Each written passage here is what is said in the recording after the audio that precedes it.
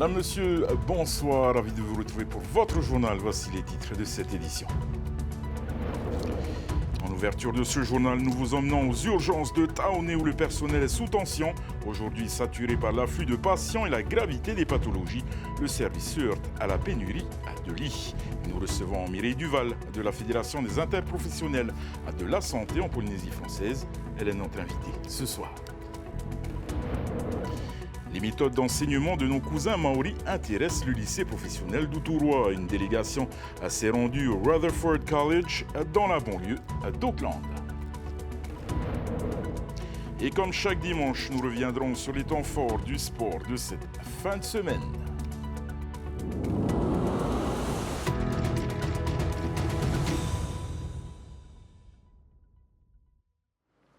Et depuis le début de l'année, les urgences du CHPF font face à une grande pénurie de lits devant l'afflux de patients. Selon les urgentistes, le taux d'urgence vitale a augmenté de 40% en 3 ans. Dans ce contexte de sursaturation, l'hôpital a missionné un bed manager pour fluidifier le parcours des patients et donner de la visibilité sur la disponibilité des lits. C'est le dossier de la rédaction.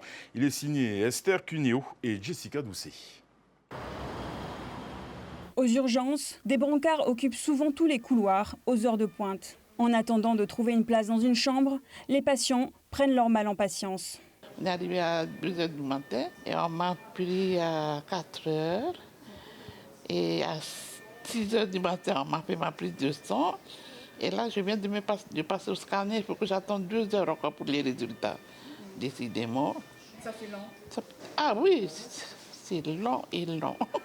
Comme elle, ils sont nombreux à attendre, dans des endroits qui ne sont pas prévus à cet effet. En moyenne, les urgences accueillent plus de 130 patients par jour, dont 40% sont hospitalisés, soit 10% de plus qu'en 2022.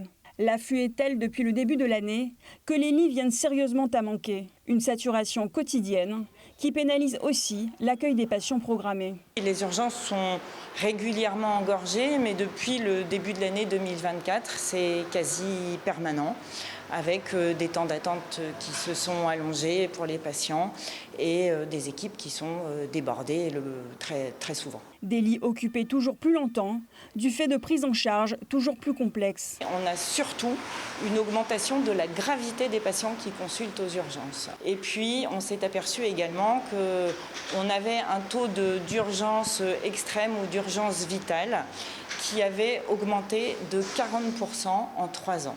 Et si le vieillissement de la population n'y est pas étranger, les médecins pointent du doigt l'éternel fléau polynésien qui touche aujourd'hui 40% de la population. C'est dû à toutes les pathologies, un cercle vicieux qui comprend le diabète, l'obésité, l'hypertension, l'insuffisance respiratoire, l'insuffisance cardiaque. Ce sont des pathologies chroniques qui décompensent régulièrement de façon aiguë et qui nécessitent des prises en charge qui sont longues aux urgences et qui sont complexes. Dans ce contexte, les blouses blanches ne peuvent plus se permettre de chercher des lits. C'est pourquoi une responsable de la gestion des flux, ou bed manager, a été missionnée pour proposer des solutions. L'objectif du bed manager, en fait, qui va être là pour accompagner les médecins des urgences, mais aussi de la communauté hospitalière, à trouver des lits plus vite et en tout cas leur donner une visibilité sur la disponibilité des lits au CHPF. Mais les sorties d'hospitalisation s'avèrent elles aussi de plus en plus compliquées. Déjà, l'hôpital prend en charge des patients âgés et lourds qui nécessitent parfois une adaptation de leur domicile, ou en tout cas une sortie d'hospitalisation adaptée à leur état de santé. On a également les problématiques sociales pour des raisons de précarité, de paupérisation en tout cas de certains de nos patients. Derrière, nous ne pouvons décemment pas les faire sortir sans avoir cadré en tout cas le retour à domicile. Donc c'est des temps d'hospitalisation qui sont rallongés. Les réflexions sur un schéma d'organisation sanitaire à l'échelle territoriale sont en tout cas engagées. Outre la hausse des capacités en lits, on évoque le développement d'un réseau gériatrique ou encore de la télémédecine. Reste la question de l'obésité. Malgré des chiffres alarmants chaque année, aucune politique de santé ne semble enrayer sa progression. Et vous pouvez retrouver donc l'article complet sur votre site TNTV News. Et nous accueillons Mireille Duval de la Fédération des interprofessionnels de la santé en Polynésie. Mireille Yorana. Yorana.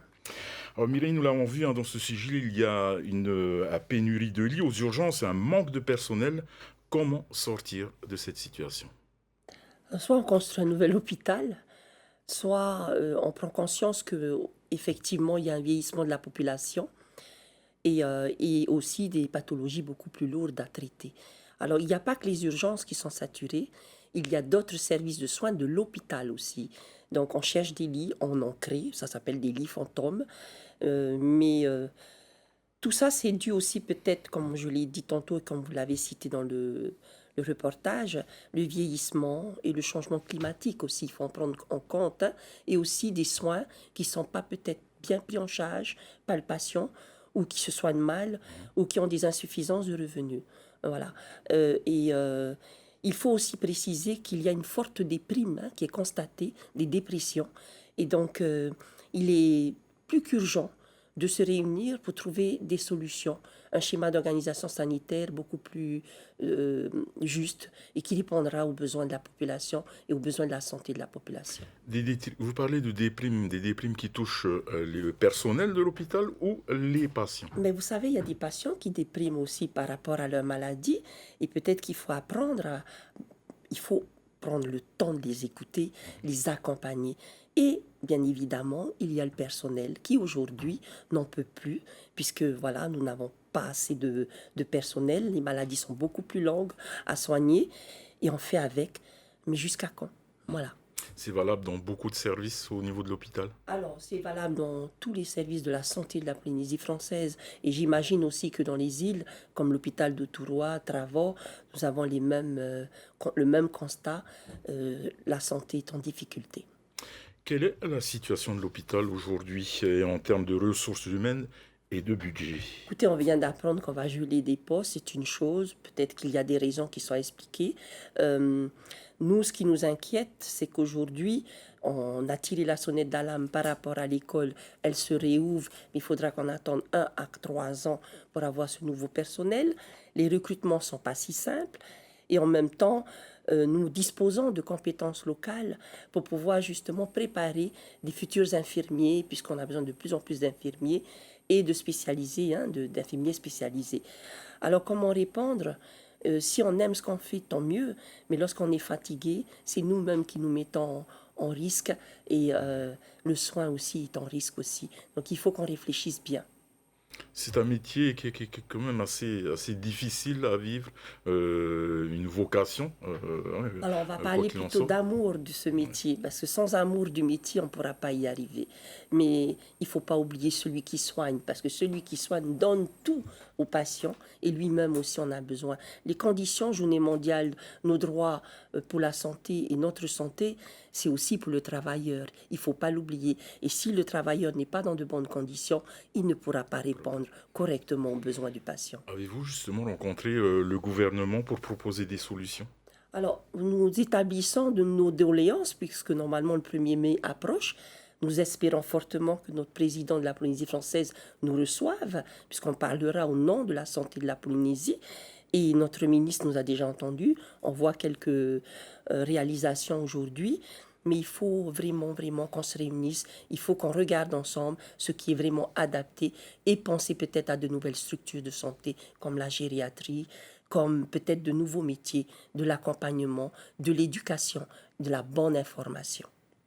Il y a quelques semaines, il était question de débrayage ou de mouvement social si vous n'étiez pas entendu. Est-ce que c'est toujours le cas aujourd'hui? Comme on l'avait dit, s'il est 1,7 milliard, on n'arrive pas avant juin, et on sait ce qui va se passer. Voilà. Donc il ne faut pas attendre que la tension augmente. On est déjà sous hypertension, le patient et le travailleur. Donc voilà, les professionnels de santé, on a l'impression qu'on est Alzheimer, on se répète, mais on n'est pas Alzheimer. Hein. On est très très bien et on veut vraiment assurer notre métier dans de bonnes conditions. Mireille Duval, merci beaucoup d'avoir accepté notre invitation. Merci. Et puis, ces drames survenus ce week-end, une adolescente de 15 ans s'est noyée dans la Punarou. L'adolescente se baignait avec 2 adultes lorsque le cours de la rivière s'est subitement transformé en torrent. Elle n'a pas pu être réanimée par les secours. Et à Ta'a, cet accident mortel à Tapouamou, la victime, un homme de 44 ans, a percuté une camionnette de face après avoir perdu le contrôle de son scooter. Il s'agit du 11e décès sur les routes polynésiennes cette année. Partons en direction la Nouvelle-Zélande. Une délégation de Reatia prospecte actuellement les établissements scolaires innovants de nos cousins maoris. Les membres veulent surtout s'imprégner des méthodes éducatives maoris. Ce soir, Ronnie Moufat nous ouvre les portes du Rutherford College. Regardez. Le Rutherford College, comme de nombreux établissements scolaires en Nouvelle-Zélande, suit un modèle éducatif inspiré du système australien, mais avec ses propres spécificités. Contrairement au système éducatif français, les élèves ont peu d'exercices à faire à la maison. La priorité est donnée à l'éveil plutôt qu'au savoir sur un ensemble de matières. C'est important d'apprendre continuellement. En tant qu'enseignants, nous devons nous enrichir chaque jour, tout comme nous attendons de nos élèves qu'ils continuent à apprendre tout au long de leur vie. La mission de l'établissement est souvent rappelée par une simple devise et des valeurs affichées sur les murs de l'école. Elles visent à créer un environnement propice à l'apprentissage et au développement personnel des élèves, mais aussi des professeurs. Nous apportons un soin particulier à apprendre à nos enseignants nos valeurs, tout comme nous le faisons avec nos élèves. Nous enseignons nos valeurs aux enfants et aux adultes. Nous mettons de côté le travail professionnel pour enseigner nos valeurs. Désolé, je suis un peu ému, mais ce qui arrive lorsque les jeunes font ce travail, ils n'abusent pas de leur force. Ce n'est possible que lorsqu'on prend ce temps d'apprentissage. Des méthodes qui étonnent et pourtant, ce qui paraît inenvisageable porte ses fruits. Pour exemple, dans cette classe, travailler en musique ou avec un portable à la main n'est pas un obstacle au développement personnel. Ils sont concentrés, ils savent ce qu'ils font. À des moments, je les ai vus utiliser le téléphone, je regarde, et puis en fait, c'était dans le but de terminer leur travail. Et ils ont le sourire, ils sont accueillants. Ils sont impliqués dans ce qu'ils font. Complètement, et donc j'ai envie que mes élèves soient comme ça. Les méthodes et les conseils partagés sont si profonds qu'à la fin de la visite, la délégation se retrouve désorientée et submergée par ses émotions. Quand je vois ces étudiants, ces élèves qui vivent avec fierté, qui forcent leur culture, je me demande mais où est-ce qu'on a péché? Pourquoi on n'est pas au même niveau qu'eux? Pourquoi on ne fait pas? Pourquoi nos élèves, pourquoi nos enfants ne sont pas comme cela? Et je suis aussi triste parce que j'ai l'impression d'être démunie, de ne pas avoir les armes qu'il faut pour ramener en fait nos enfants dans la culture. Si l'enrichissement des pratiques pédagogiques et l'épanouissement des élèves sont des priorités, il semble que la Nouvelle-Zélande propose des solutions prometteuses. Celles-ci dépendent de l'engagement des élèves, des enseignants, de la direction, mais surtout du gouvernement. Demain matin, la Lune passera entre le Soleil et la Terre, une éclipse visible depuis la Polynésie. Cela faisait 2 ans et demi qu'un tel phénomène ne s'était pas produit. Une éclipse solaire totale pour les Américains. Aux Fénois, l'éclipse ne sera que partielle. Alors Philibert nous en dit plus sur les îles où l'observer et sur les mesures de précaution à prendre pour préserver ses yeux. C'est un spectacle que nous n'avons pas souvent l'occasion d'admirer. Lorsqu'il va se lever, le soleil sera partiellement recouvert par la lune, du moins de notre côté de la planète. Une éclipse solaire se déroule lorsque la lune passe entre la Terre et le soleil. L'ombre de la lune est alors projetée sur certains endroits de la Terre. 5% de la planète pourra voir l'éclipse totale dans une zone qui va du Pacifique à l'Atlantique Nord, en passant par le Mexique, les États-Unis et le Canada. À Saint-Pierre-et-Miquelon, le soleil sera obscurci à 98%. Au Fénois, l'éclipse sera partielle et pour l'observer, il faudra se lever tôt et avoir la chance de se trouver en hauteur. Les éclipses totales, il y en a à peu près tous les 18 mois. Une tous les 18 mois dans le monde. Nous, on a eu une éclipse là, donc totale en 2010. Une éclipse totale, c'est en général au même endroit, au même lieu, Donc c'est à peu près tous les 350 ans. Le soleil sera caché à moitié à Ho, à 60%, à Papeete, seulement à un quart à Rikitea, mais à plus de 80% aux Marquises. Le phénomène aura lieu très près de la ligne d'horizon, à l'est, et devrait durer un peu plus d'1h40. L'éclipse commence à 5h42 du matin. Le soleil n'est pas encore levé. Le soleil se lèvera à Tahiti à 6h06. Donc à partir de 6h06, ceux qui peuvent voir le soleil se lever, donc à l'est bien sûr, pourront voir l'éclipse qui a déjà commencé. Attention, il n'est pas possible de regarder le phénomène à l'œil nu, ni avec des lunettes de soleil classiques. Ça ne filtre pas les ultraviolets ni les infrarouges. L'année dernière, il y a eu une éclipse de soleil aux États-Unis. Eh bien, il y a eu 1000 personnes qui sont devenues aveugles, totalement. Dans un premier temps, bien sûr, il y a ce qu'on appelle la lunette d'éclipse. Voilà, on peut essayer avec ce masque de soudeur. Voilà, hein. C'est un masque de soudeur pour la soudure électrique. Hein. Je serais obligé de mettre voilà, un verre qui est un petit peu plus fort. Donc celui-là, c'est un numéro 13.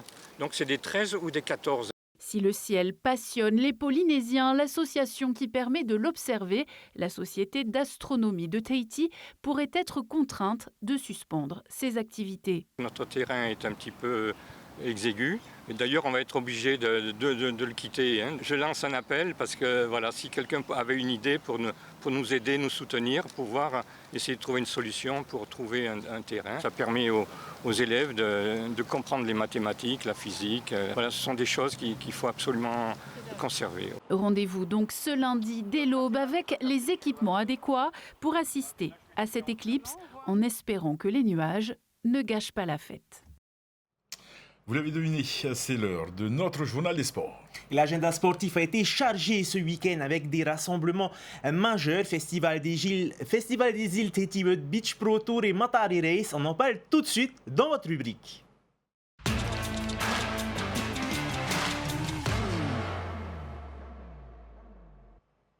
Le Festival des îles s'est achevé hier à Fataoua. En futsal, l'équipe de Viarei a mis fin à la série de victoires de Rapa. Et en football, chez les dames, Jeunesse Marquisienne l'a remporté au tir au but et Manoura s'est offert le titre chez les messieurs. Le résumé des finales avec Désiré Teivao. Victoire exceptionnelle. Victoire de Viarei. 4-1 dans cette finale du Festival des îles. Un retour en grâce pour l'équipe de Viarei. Exclue l'année dernière du Festival des îles, la formation de Punaouia a pris une belle revanche. Opposés au grandissime favori de la compétition Rapa, les protégés de Victor Allo ont ouvert la marque dès la première minute de jeu grâce à Smith Tino.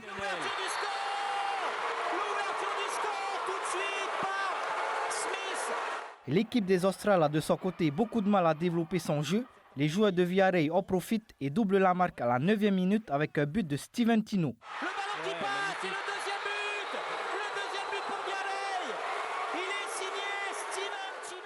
Mais avant la pause, Keanu Meihuri redonne espoir à Rapa.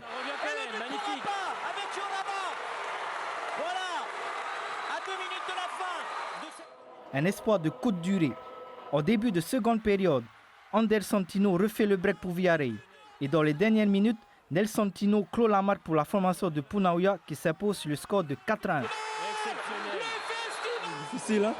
Beaucoup de matchs. C'est pas évident, hein? 3 matchs aujourd'hui pour gagner le festival. Fallait le faire, hein? À 8. À 8, c'est pas évident. Et en face, il y a l'équipe de Rapa quand même. C'est pas n'importe qui, c'est les champions, 4 fois d'affilée. Je remercie encore Rapa. De la salle, on passe à la pelouse pour les finales de football. Courtoisie oblige, les dames ont ouvert le bal avec une affiche Jeunesse Marquisienne Mira. La formation de Nukuhiva et de Moria ont eu besoin des tirs au but pour se départager. Un exercice qui a réussi aux joueuses marquisiennes qui l'emportent 2-1. On sait tous que les tirs au but c'est 50-50. Aujourd'hui ça nous sourit et on ne va pas faire la fine bouche. C'est une fierté pour nous de gagner ce Festival des îles. Justement ce festival qui a été organisé pour les Iliens. Et le fait de pouvoir la gagner aujourd'hui, c'est un grand honneur pour nous. Et chez les messieurs, la finale avait des saveurs de Ligue 2 entre l'AS Manoura et l'AS Mira. La formation de Paille a fait la différence au bout du temps réglementaire pour s'imposer 1-0.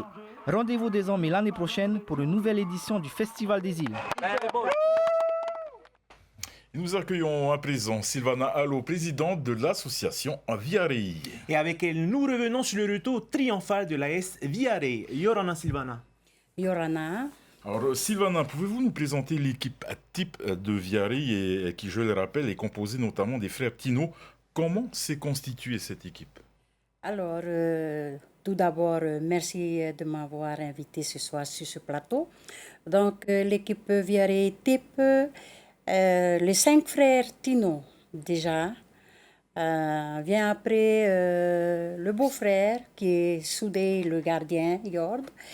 Et puis, les 3 autres amis, qui est Alexis Tofa, qui vient de parler, et Terhi Marais Tefo, Vahi Marais plutôt, pardon, et Marais Tefo Samuel, qui est les 3 autres joueurs qui ont participé tout au long du festival avec nous pour cette année 2024.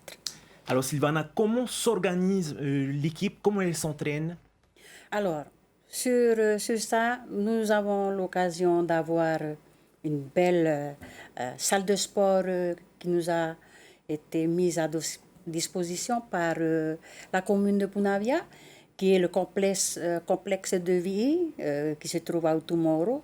Donc, on s'entraîne le lundi et le jeudi.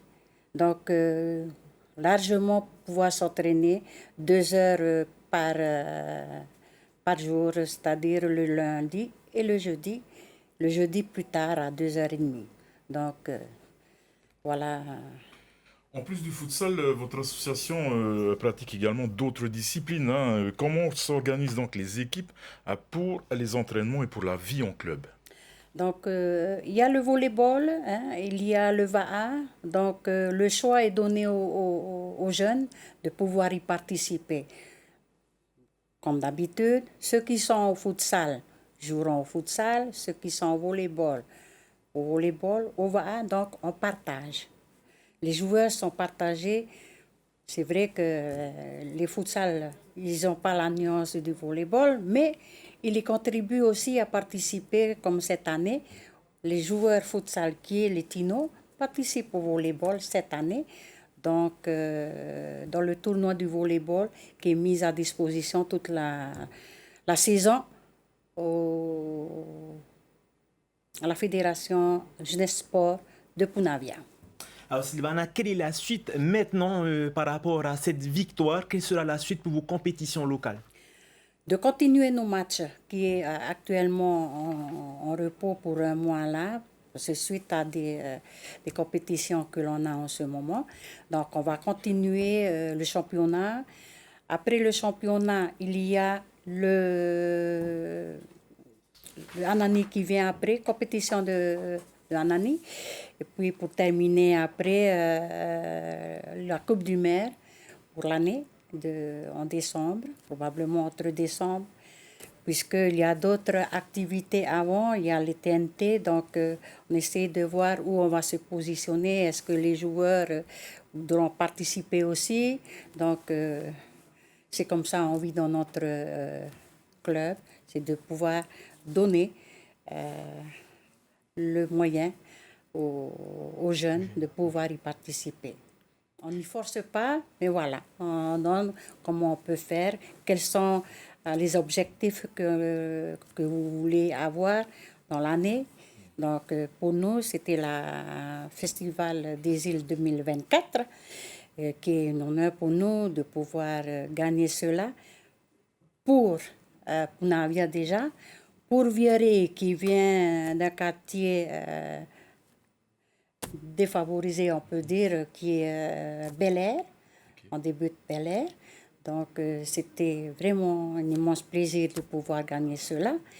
Et pour les frères Tino, qui sont originaires de Takaroa, hein, et que Viarei, qui participe dans le club, dans l'association de Viarei, depuis 2011, la participation de ces frères-là jusqu'à aujourd'hui, dont je remercie beaucoup la famille Tino et tous nos familles qui nous ont soutenus dans ces épreuves de festival. C'est pas aussi facile pour nous parce qu'il y a la famille, pour nos familles, pour nos amis, tous ceux qui nous ont soutenus. merci, un grand merci. Et aussi à Tavana pour tout ce que nous avons eu. Merci beaucoup, Sylvana. Merci Sylvana, merci et Faituito pour la suite. Allez, pendant une semaine, les jardins du Parc d'Aoré étaient le théâtre du Tahiti World Beach Pro Tour, une étape du circuit mondial de beach volley. Ces équipes engagées pour 9 nations représentées à la finale s'est disputée hier. Alors, qui était le grand vainqueur? La réponse dans ce reportage, bien sûr. Des matchs puissants et précis, des déplacements rapides sur le sable et de beaux combats au filet. Cette deuxième édition du Tahiti World Beach Pro Tour a offert du spectacle de haut niveau. Seul bémol, peu de spectateurs dans les tribunes, dû certainement à la chaleur ou à plusieurs compétitions organisées au même moment. Dans la grande finale, la paire néo-zélandaise affronte le duo japonais Takahashi Ikeda, le même binôme qui restait sur une finale perdue lors de la première édition au jardin de Paofei. Malheureusement, l'histoire se répète pour eux. Ils sont cette fois-ci dominés par la paire Red Makmanawe. Les Kiwis s'imposent 2-7-0. C'est un moment incroyable. On s'est entraîné dur pendant 2 ans. Aujourd'hui, nous remportons notre premier tournoi, en plus à Tahiti. On a eu tout le soutien de nos proches en Nouvelle-Zélande. Ça a fait toute la différence. Nous sommes vraiment contents. Dans le match pour la 3e place, le duo ukrainien prend le meilleur sur la Norvège 2-7-0 également. Ce tournoi a aussi été une opportunité pour les officiels locaux de se mettre au niveau international. Contrôle des ballons, contrôle du terrain, contrôle au niveau de la feuille de match, même au niveau des juges de ligne, des ramasseurs de balles. Ça, c'est toute une organisation qu'il faut tout le temps suivre par derrière. La semaine prochaine, les dames prendront possession du sable d'Aoré Tiniho. 12 équipes engagées pour 5 nations représentées. Et c'est l'un des rendez-vous incontournables de la saison 2A à la Matare Race. C'est tenu hier entre la baie de Taone et le parc Verhey à Punauia. Et dans la catégorie reine des seniors hommes, Reviton Singh a mené la course de bout en bout pour s'imposer en 1h36 minutes. Désiré Teivao était sur le plan d'eau. 140 Aito sur la ligne de départ. Après un tatarava difficile, les premiers pirogues se détachent au large. Sous une grosse chaleur, mais avec de bonnes conditions de surf entre Pirhey et Fa'a, Reviton Singh domine les débats. Derrière le sociétaire de DTVA, on retrouve des rameurs comme Hitiru Amazeng, Tapuar Itamaiti Tahio et les Chiliens Brice Punuat Ahitua et Keoni Sulpice. Sauf que le plus costaud, c'était bien Reviton Singh. Dans le lago de Punauia, le Aito fait parler sa puissance et creuse l'écart sur ses rivaux pour s'offrir la victoire au Parc Verhey. Bravo! Bravo, Reviton! Il y a de bonnes conditions, hein? J'étais allé dans le CEF, c'était pas prévu que je mène comme ça la course. Bon, j'ai vu que j'étais bien, bon, j'ai commencé à gérer. Et puis arrivé au poteau blanc, j'ai commencé à travailler. Puis à la fin, j'ai donné. Hotu Itirei Poreu réussit de son côté une belle remontée pour s'offrir la 2e place devant Hitiru Amazeng. J'ai pensé aussi un peu à Stevie Boy que le coup qu'il avait fait à la Taro Race, hein, de revenir pas derrière et après, pas fait ce travail-là pour rien. Hein. Accrocher aussi les places de devant. Hein. Et voilà, très content de terminer 2e. À la bagarre avec Reviton Singh pendant une bonne partie de la course, Keoni Sulpice finit au pied du podium. Mais pour sa première année en senior, le jeune Chilien montre qu'il est au niveau. Là, quand je n'arrivais pas à trouver un bon rythme de croisée, après Hotu il est passé. J'ai essayé de le tenir, je l'ai tenu jusqu'à la marina et après je me suis un peu énervé hein, sur le plan d'eau à la marina Teina, à cause des bateaux et je pense dès que je me suis énervé, c'est ce qui a fait la différence. Hein. J'étais plus dans ma course.